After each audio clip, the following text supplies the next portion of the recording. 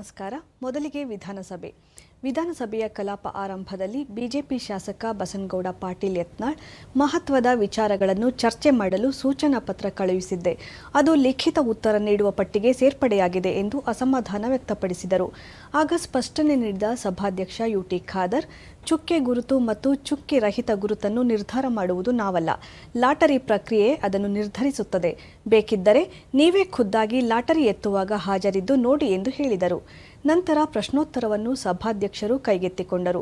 ಮೂಡಿಗೆರೆ ಕ್ಷೇತ್ರದ ಶಾಸಕಿ ನಯನ ಮೋಟಮ್ಮ ಪ್ರಶ್ನೆಗೆ ಉತ್ತರಿಸಿದ ಆಹಾರ ಮತ್ತು ನಾಗರಿಕ ಪೂರೈಕೆ ಸಚಿವ ಕೆಎಚ್ ಮುನಿಯಪ್ಪ, ಕುಟುಂಬದ ಆದಾಯ 1,20,000 ರೂಪಾಯಿಗಿಂತ ಹೆಚ್ಚಿದ್ದರೆ ಅಂತಹವರನ್ನು ಬಿಪಿಎಲ್ ಚೀಟಿಯಿಂದ ಹೊರಗಿಡಲಾಗಿದೆ ಎಂದು ವಿವರಿಸಿದರು.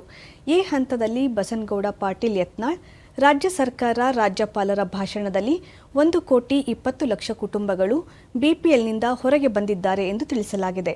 ಅದರ ಹೊರತಾಗಿಯೂ ನಾವಿಲ್ಲಿ ಬಿಪಿಎಲ್ ಕಾರ್ಡ್ಗಳ ಬಗ್ಗೆ ಚರ್ಚೆ ಮಾಡುತ್ತಿದ್ದೇವೆ. ಅದರ ಅರ್ಥ ಪಂಚಖಾತ್ರಿ ಯೋಜನೆಗಳು ವಿಫಲವಾಗಿವೆ ಎಂದರ್ಥ ಅಲ್ಲವೇ ಎಂದರು. ವಿರೋಧ ಪಕ್ಷದ ನಾಯಕ ಅರಶೋಕ, ಅರಗ ಜ್ಞಾನೇಂದ್ರ, ಕೆಎಸ್ ಬಸಂತಪ್ಪ ಸೇರಿದಂತೆ ಹಲವು ಶಾಸಕರು ಚರ್ಚೆಯಲ್ಲಿ ಭಾಗವಹಿಸಿ ಸಲಹೆ ನೀಡಿದರು. ಸದಸ್ಯ ಬೇಳೂರು ಗೋಪಾಲಕೃಷ್ಣ ಪ್ರಶ್ನೆಗೆ ಉತ್ತರಿಸಿದ ಆರೋಗ್ಯ ಮತ್ತು ಕುಟುಂಬ ಕಲ್ಯಾಣ ಸಚಿವ ದಿನೇಶ್ ಗುಂಡೂರಾವ್, ರಾಜ್ಯ ಸರ್ಕಾರದ ಆಸ್ಪತ್ರೆಗಳಲ್ಲಿ ಖಾಲಿ ಇರುವ 337 ತಜ್ಞ ವೈದ್ಯರುಗಳ ಹುದ್ದೆಗೆ ಗುತ್ತಿಗೆ ಆಧಾರದ ಮೇಲೆ ನೇಮಕಾತಿ ಮಾಡಿಕೊಳ್ಳಲು ಅನುಮತಿ ನೀಡಲಾಗಿದೆ ಎಂದು ಹೇಳಿದರು. ಸದಸ್ಯ ಸಿಎನ್ ಬಾಲಕೃಷ್ಣ ಪ್ರಶ್ನೆಗೆ ಉತ್ತರ ನೀಡಿದ ಸಚಿವ ದಿನೇಶ್ ಗುಂಡೂರಾವ್, 2023-24ನೇ ಸಾಲಿನಲ್ಲಿ ಆಸ್ಪತ್ರೆಗಳ ಮೂಲಸೌಕರ್ಯ ಅಭಿವೃದ್ಧಿಗೆ 1,479 ಕಾಮಗಾರಿಗಳನ್ನು ಗುರುತಿಸಿ 77,32,000 ರೂಪಾಯಿಗಳ ಅನುದಾನ ನೀಡಲಾಗಿದೆ. ಇದರಲ್ಲಿ 63,836 ರೂಪಾಯಿಗಳನ್ನು ಬಿಡುಗಡೆ ಮಾಡಲಾಗಿದೆ ಎಂದು ತಿಳಿಸಿದರು. ಸದಸ್ಯ ಡಾಕ್ಟರ್ ಭರತ್ ಶೆಟ್ಟಿ ಪ್ರಶ್ನೆಗೆ ಉತ್ತರಿಸಿದ ಸಚಿವ ದಿನೇಶ್ ಗುಂಡೂರಾವ್, ಆಂಬ್ಯುಲೆನ್ಸ್ ಸೇವೆ ದುರುಪಯೋಗವಾಗಬಾರದು ಎಂಬ ಕಾರಣಕ್ಕಾಗಿ ಗಡಿ ಮಿತಿಯನ್ನು ನಿಗದಿಪಡಿಸಲಾಗಿದೆ. ತುರ್ತು ಸಂದರ್ಭದಲ್ಲಿ ವಿನಾಯಿತಿ ನೀಡುವ ಕುರಿತು ಚರ್ಚೆ ಮಾಡುತ್ತೇವೆ. ಸದ್ಯಕ್ಕೆ 715 ಆಂಬ್ಯುಲೆನ್ಸ್ಗಳು ಮಾತ್ರ 108 ಆರೋಗ್ಯ ಕವಚ ಸೇವೆಯಲ್ಲಿವೆ. ಹೊಸ ಟೆಂಡರ್ ಕರೆಯಲು ಸಿದ್ಧತೆ ನಡೆಸಲಾಗಿದೆ. ಆ ವೇಳೆ ಹೆಚ್ಚುವರಿ ಆಂಬ್ಯುಲೆನ್ಸ್ಗಳ ಸೇರ್ಪಡೆ ಮಾಡಲು ಕ್ರಮ ಕೈಗೊಳ್ಳಲಾಗುವುದು ಎಂದು ಭರವಸೆ ನೀಡಿದರು. ಅರಗ ಜ್ಞಾನೇಂದ್ರ ಪ್ರಶ್ನೆಗೆ ಉತ್ತರಿಸಿದ ಶಾಲಾ ಶಿಕ್ಷಣ ಹಾಗೂ ಸಾಕ್ಷರತಾ ಸಚಿವ ಮಧು ಬಂಗಾರಪ್ಪ, ಕನ್ನಡ ಮಾಧ್ಯಮವನ್ನು ಉಳಿಸಲು ಸರ್ಕಾರ ಬದ್ಧವಾಗಿದೆ. ಸರ್ಕಾರಿ ಶಾಲೆಗಳಲ್ಲಿ ಇಂಗ್ಲಿಷ್ ಮತ್ತು ಕನ್ನಡ 2 ಭಾಷಾ ಮಾಧ್ಯಮಗಳ ಬೋಧನೆಗೆ ಅವಕಾಶ ಕಲ್ಪಿಸಲಾಗುವುದು. ಭಾಷಾ ಮಾಧ್ಯಮ ಆಯ್ಕೆಯನ್ನು ಪೋಷಕರ ಸ್ವಾತಂತ್ರ್ಯಕ್ಕೆ ಬಿಡಲಾಗಿದೆ. 2025ರ ವೇಳೆಗೆ 500 ಕರ್ನಾಟಕ ಪಬ್ಲಿಕ್ ಶಾಲೆಗಳನ್ನು ಆರಂಭಿಸಲು ನಿರ್ಧರಿಸಲಾಗಿದೆ. ಹಂತ ಹಂತವಾಗಿ ಈ ಸಂಖ್ಯೆಯನ್ನು ಹೆಚ್ಚಿಸಲಾಗುವುದು ಎಂದು ಹೇಳಿದರು. ರಾಜ್ಯದಲ್ಲಿರುವ ಸರ್ಕಾರಿ ಪ್ರಾಥಮಿಕ ಮತ್ತು ಪ್ರೌಢ ಶಿಕ್ಷಣ ಶಾಲೆಗಳ ಕೊಠಡಿ ದುರಸ್ತಿಗೆ ಮುಖ್ಯಮಂತ್ರಿಯವರ ಜೊತೆ ಚರ್ಚಿಸಿ ಹೆಚ್ಚುವರಿ ಅನುದಾನ ಪಡೆದುಕೊಳ್ಳುವಂತೆ ಶಾಸಕ ಪಿಎಂ ನರೇಂದ್ರ ಸ್ವಾಮಿ ಶಾಲಾ ಶಿಕ್ಷಣ ಸಚಿವರಿಗೆ ಮನವಿ ಮಾಡಿದರು. ಆಗ ಸಚಿವ ಮಧು ಬಂಗಾರಪ್ಪ, ಒಟ್ಟು 7,080 ಶಾಲೆಗಳ ಪೈಕಿ 9,604 ಶಾಲಾ ಕೊಠಡಿಗಳ ಮರು ನಿರ್ಮಾಣ, ಮೂಲ ಸೌಲಭ್ಯ ಅಭಿವೃದ್ಧಿಗೆ ಕಳೆದ 3 ವರ್ಷಗಳಲ್ಲಿ 1,29,768 ರೂಪಾಯಿಗಳು ನಿಗದಿಯಾಗಿದ್ದು 90,312 ರೂಪಾಯಿಗಳನ್ನು ಬಿಡುಗಡೆ ಮಾಡಲಾಗಿದೆ ಎಂದು ವಿವರಿಸಿದರು.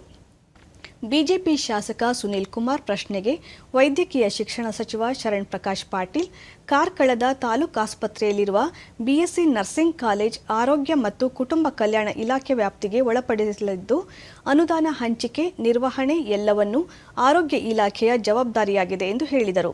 ವಿಧಾನಸಭೆಯಲ್ಲಿ ಪ್ರತಿದಿನ ಒಂದೊಂದು ವರ್ಗಕ್ಕೆ ಕಲಾಪ ವೀಕ್ಷಿಸಲು ಅವಕಾಶ ಮಾಡಿಕೊಡುವ ಸಭಾಧ್ಯಕ್ಷ ಯುಟಿ ಖಾದರ್ ಅವರ ಉಪಕ್ರಮದ ಭಾಗವಾಗಿ ಇಂದು ಬಿಬಿಎಂಪಿಯ ಪೌರ ಕಾರ್ಮಿಕರು ಮತ್ತು ಆರೋಗ್ಯ ಗ್ಯಾಂಗ್ಮನ್ಗಳು ಪ್ರೇಕ್ಷಕರ ಗ್ಯಾಲರಿಯಲ್ಲಿ ಕುಳಿತಿದ್ದರು. ಈ ಕುರಿತು ಮಾಹಿತಿ ನೀಡಿದ ಸಭಾಧ್ಯಕ್ಷರು ಕಲಾಪ ವೀಕ್ಷಣೆಗೆ ಆಗಮಿಸಿರುವ ಪೌರ ಕಾರ್ಮಿಕರನ್ನು ಸ್ವಾಗತಿಸಿದರು. ಸಚಿವ ಕೃಷ್ಣ ಬೈರೇಗೌಡ, ಬಿಜೆಪಿ ಹಿರಿಯ ಸದಸ್ಯ ಬಸವರಾಜ ಬೊಮ್ಮಾಯಿ ವಿವಿಧ ವರ್ಗಗಳಿಗೆ ಕಲಾಪ ವೀಕ್ಷಿಸಲು ಅವಕಾಶ ನೀಡಿರುವುದು ಶ್ಲಾಘನೀಯ ಎಂದರು. ರಾಜ್ಯಪಾಲರ ಭಾಷಣದ ಮೇಲಿನ ವಂದನಾ ನಿರ್ಣಯದ ಚರ್ಚೆಯಲ್ಲಿ ಪಾಲ್ಗೊಂಡ ಜೆಡಿಎಸ್ ಶಾಸಕಾಂಗ ಪಕ್ಷದ ನಾಯಕ ಎಚ್ ಡಿ ಕುಮಾರಸ್ವಾಮಿ ಪಾಲ್ಗೊಂಡು ಹಲವು ವಿಷಯಗಳನ್ನು ಮಂಡಿಸಿದರು. ವಾಣಿಜ್ಯ ನಾಮಫಲಕಗಳಲ್ಲಿ ಕನ್ನಡ ಭಾಷೆಯನ್ನು ಪ್ರಥಮವಾಗಿ ಹಾಗೂ ಶೇಕಡಾ 60 ಪ್ರಮಾಣದಲ್ಲಿ ಅಳವಡಿಸುವುದನ್ನು ಕಡ್ಡಾಯಗೊಳಿಸುವ ಕನ್ನಡ ಭಾಷಾ ಸಮಗ್ರ ಅಭಿವೃದ್ಧಿ ವಿಧೇಯಕ 2024ಕ್ಕೆ ಧ್ವನಿ ಮತದ ಅಂಗೀಕಾರ ದೊರೆಯಿತು.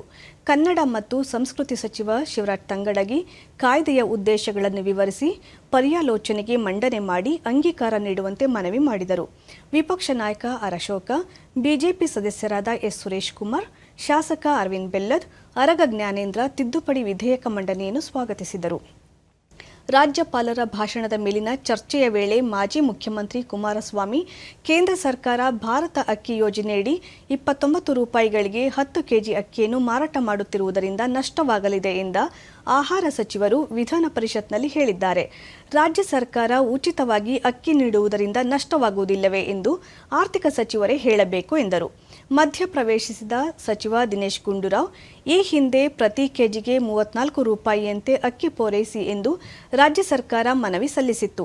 ಅದನ್ನು ತಳ್ಳಿ ಹಾಕಿರುವ ಕೇಂದ್ರ ಸರ್ಕಾರ ಈಗ 29 ರೂಪಾಯಿಗೆ ಮಾರಾಟ ಮಾಡುತ್ತಿದೆ ಎಂದು ಹೇಳಿದರು.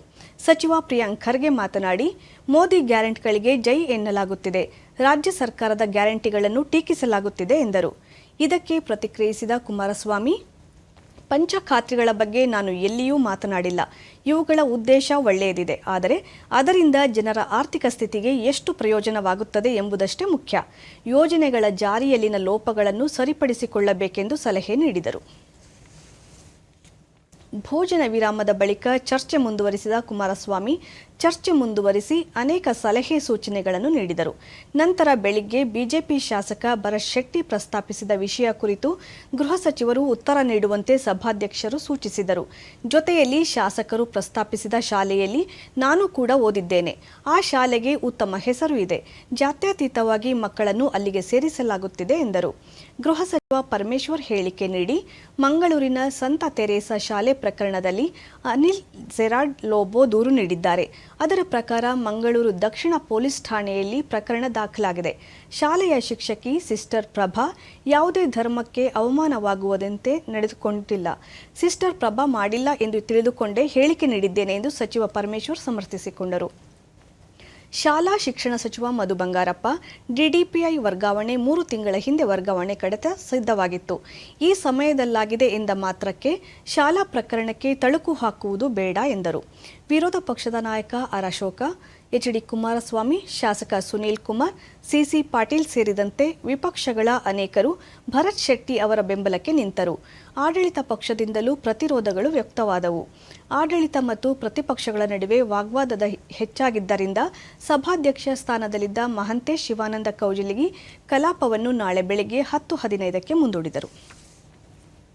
ಇನ್ನು ವಿಧಾನ ಪರಿಷತ್ ಮೇಲ್ಮನೆ ಕಲಾಪ ನಿಗದಿತ ಸಮಯಕ್ಕೆ ಆರಂಭವಾಗುತ್ತಿದ್ದಂತೆ ಸಭಾಪತಿ ಬಸವರಾಜ ಹೊರಟ್ಟಿ ರಾಜ್ಯಪಾಲರ ಭಾಷಣದ ಮುಂದುವರೆದ ಚರ್ಚೆಗೆ ಅವಕಾಶ ನೀಡಿದರು. ಸದಸ್ಯರಾದ ಯುಬಿ ವೆಂಕಟೇಶ್, ನವೀನ್ ಸೇರಿದಂತೆ ಮತ್ತಿತರರು ಮಾತನಾಡಿದರು. ಸದಸ್ಯ ವೆಂಕಟೇಶ್ ಮಾತನಾಡಿ ಸರ್ಕಾರದ ಸಾಧನೆಗಳನ್ನು ಬಣ್ಣಿಸಿದರು. ಈ ಹಂತದಲ್ಲಿ ಮುಖ್ಯಮಂತ್ರಿ ಸಿದ್ದರಾಮಯ್ಯ ಅವರು ಕೇಂದ್ರ ಸರ್ಕಾರ ಸರಿಯಾದ ತೆರಿಗೆ ಪಾಲು ನೀಡಲು ಹಿಂದೇಟು ಹಾಕುತ್ತಿದೆ ಎಂದು ಪ್ರತಿಪಕ್ಷದ ಸದಸ್ಯರನ್ನು ಕುರಿತು ಆಡಿದ ಆಕ್ಷೇಪಾರ್ಹ ಪದ ಸದನದಲ್ಲಿ ಮಾತಿನ ಚಕಮಕಿಗೆ ಕಾರಣವಾಯಿತು. ಆಗ ಸಭಾಪತಿ ಬಸವರಾಜ ಹೊರಟ್ಟಿ ಸದನವನ್ನು ಸುಸೂತ್ರವಾಗಿ ನಡೆಸಲು ಒಂದು ಬಾರಿ ಸದನವನ್ನು ಮುಂದೂಡಿದರು. ಪುನಃ ಸದನ ಸೇರಿದಾಗ ಅದೇ ಗದ್ದಲ, ಕೋಲಾಹಲ ಉಂಟಾಯಿತು. ಈ ಹಂತದಲ್ಲಿ ಯಾರು ಏನು ಹೇಳುತ್ತಿದ್ದಾರೆ ಎಂಬುದೇ ತಿಳಿಯಲಿಲ್ಲ. ಸರ್ಕಾರದ ಉತ್ತರದಿಂದ ತೃಪ್ತರಾಗದ ಸದಸ್ಯರು ಸಭಾತ್ಯಾಗ ಮಾಡಿದರೆ ಸಭಾಪತಿಯವರು ಪ್ರಶ್ನೋತ್ತರವನ್ನು ಮಂಡನೆ ಮಾಡಲಾಗಿದೆ ಎಂದು ಪ್ರಕಟಿಸಿದರು. ಕಾಂಗ್ರೆಸ್ ಸದಸ್ಯ ಯುಬಿ ವೆಂಕಟೇಶ್ ಮಾತನಾಡಿ ಸರ್ಕಾರದ ಸಾಧನೆಗಳನ್ನು ಮುಕ್ತ ಕಂಠದಿಂದ ಶ್ಲಾಘಿಸಿದರು. ನಮ್ಮದು ನುಡಿದಂತೆ ನಡೆದ ಸರ್ಕಾರ. ವಿಧಾನಸಭೆಗೂ ಚುನಾವಣೆಗೂ ಮುನ್ನ ಘೋಷಣೆ ಮಾಡಿದ 5 ಗ್ಯಾರಂಟಿಗಳನ್ನು ಅನುಷ್ಠಾನ ಮಾಡಿದ್ದೇವೆ. ಕರ್ನಾಟಕ ಮಾದರಿ ಆಡಳಿತ ದೇಶದೆಲ್ಲೆಡೆ ಚರ್ಚೆಗೆ ದಾರಿ ಮಾಡಿಕೊಟ್ಟಿದೆ ಎಂದು ಹೇಳಿದರು. 8 ತಿಂಗಳ ಅವಧಿಯಲ್ಲಿ 1,80,000 ಮನೆಗಳನ್ನು ನಿರ್ಮಾಣ ಮಾಡಿದ್ದೇವೆ.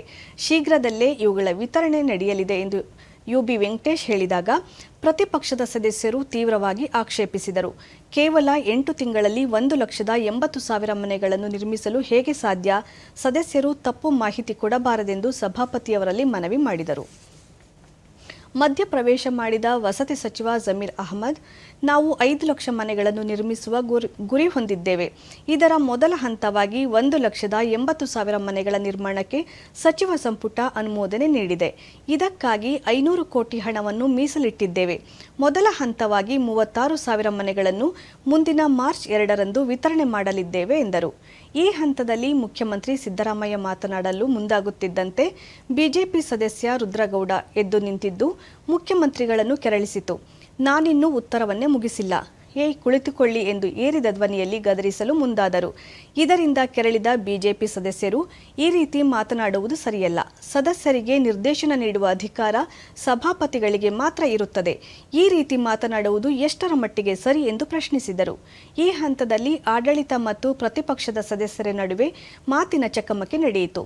ಮುಖ್ಯಮಂತ್ರಿ ಬೆಂಬಲಕ್ಕೆ ಕಾಂಗ್ರೆಸ್ ಸದಸ್ಯರು ನಿಂತರೆ ಬಿಜೆಪಿ ಮತ್ತು ಜೆಡಿಎಸ್ ಸದಸ್ಯರು ಒಂದಾಗಿ ಕಾಂಗ್ರೆಸ್ ವಿರುದ್ಧ ಮುಗಿಬಿದ್ದರು.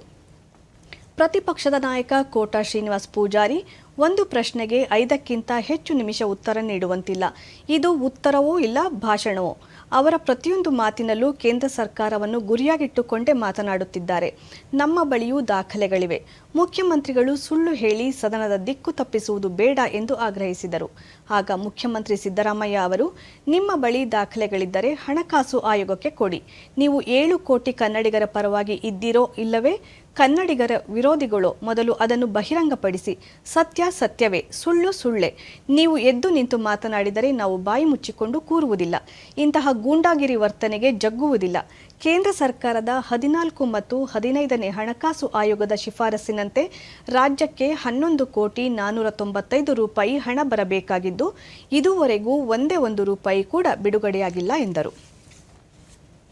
ಕಾಂಗ್ರೆಸ್ ಸದಸ್ಯ ಯುಬಿ ವೆಂಕಟೇಶ್ ಅವರ ಪ್ರಶ್ನೆಗೆ ಉತ್ತರಿಸಿದ ಮುಖ್ಯಮಂತ್ರಿ ಸಿದ್ದರಾಮಯ್ಯ, ದೇಶದಲ್ಲಿ ಅತಿ ಹೆಚ್ಚು ತೆರಿಗೆ ಪಾವತಿಸುವ ರಾಜ್ಯಗಳ ಪೈಕಿ ಮಹಾರಾಷ್ಟ್ರ ಮೊದಲ ಸ್ಥಾನದಲ್ಲಿದ್ದರೆ ಕರ್ನಾಟಕ 2ನೇ ಸ್ಥಾನದಲ್ಲಿದೆ.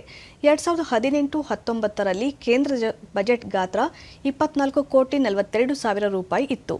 23-24ನೇ ಸಾಲಿನಲ್ಲಿ ಬಜೆಟ್ ಗಾತ್ರ 42 ಲಕ್ಷ ಕೋಟಿಗೂ ಅಧಿಕವಾಗಿದೆ. 2018-19ರಲ್ಲಿ ರಾಜ್ಯದ ತೆರಿಗೆ ಪಾಲು ಹೆಚ್ಚಳವಾಗಿದೆ. ಅಲ್ಲದೆ ಕೇಂದ್ರ ಸರ್ಕಾರದ ಬಜೆಟ್ ಗಾತ್ರವು ದ್ವಿಗುಣವಾಗಿದೆ. ತೆರಿಗೆ ಪಾಲಿಗನುಗುಣವಾಗಿ ರಾಜ್ಯಕ್ಕೆ ನೀಡಬೇಕು. 14ನೇ ಹಣಕಾಸು ಆಯೋಗದಲ್ಲಿ ಕರ್ನಾಟಕಕ್ಕೆ ಶೇಕಡಾ 4.71ರಷ್ಟು ಅನುದಾನ ಬಂದಿತ್ತು. 15ನೇ ಹಣಕಾಸು ಆಯೋಗದಲ್ಲಿ 3.64ರಷ್ಟು ಬಂದಿದೆ. ಅಂದರೆ ನಮ್ಮ ತೆರಿಗೆ ಪಾಲು ಶೇಕಡಾ 1.07ರಷ್ಟು ಕಡಿಮೆಯಾಗಿದೆ ಎಂದು ಅಂಕಿಅಂಶಗಳ ವಿವರ ನೀಡಿದರು. ಪ್ರತಿಪಕ್ಷಗಳ ಸದಸ್ಯರನ್ನು ಗೂಂಡಾಗಳೆಂದು ಟೀಕಿಸಿದ್ದ ಮುಖ್ಯಮಂತ್ರಿ ಸಿದ್ದರಾಮಯ್ಯ ಅವರು ಕ್ಷಮೆ ಕೇಳಬೇಕೆಂದು ಪ್ರತಿಪಕ್ಷಗಳು ಪಟ್ಟು ಹಿಡಿದು ಸಭಾತ್ಯಾಗ ಮಾಡಿದ ಪ್ರಸಂಗ ಮೇಲ್ಮನೆಯಲ್ಲಿ ಜರುಗಿತು. ಸದನ ಸೇರಿದಾಗ ಪ್ರತಿಪಕ್ಷದ ನಾಯಕ ಕೋಟ ಶ್ರೀನಿವಾಸ್ ಪೂಜಾರಿ, ಈ ಸದನಕ್ಕೆ ತನ್ನದೇ ಆದ ಸಂಪ್ರದಾಯವಿದೆ, ಅದರಲ್ಲೂ ಮುಖ್ಯಮಂತ್ರಿ ಸಿದ್ದರಾಮಯ್ಯನವರ ಬಗ್ಗೆ ಗೌರವವೂ ಇದೆ. ಅವರು ನಾಡಿನ ಮುಖ್ಯಮಂತ್ರಿಗಳು, ಈ ಸದನಕ್ಕೆ ಬಂದು ಮಾತನಾಡುತ್ತಾರೆ ಎಂದರೆ ಎಲ್ಲರಿಗೂ ಕುತೂಹಲ ಇರುತ್ತದೆ.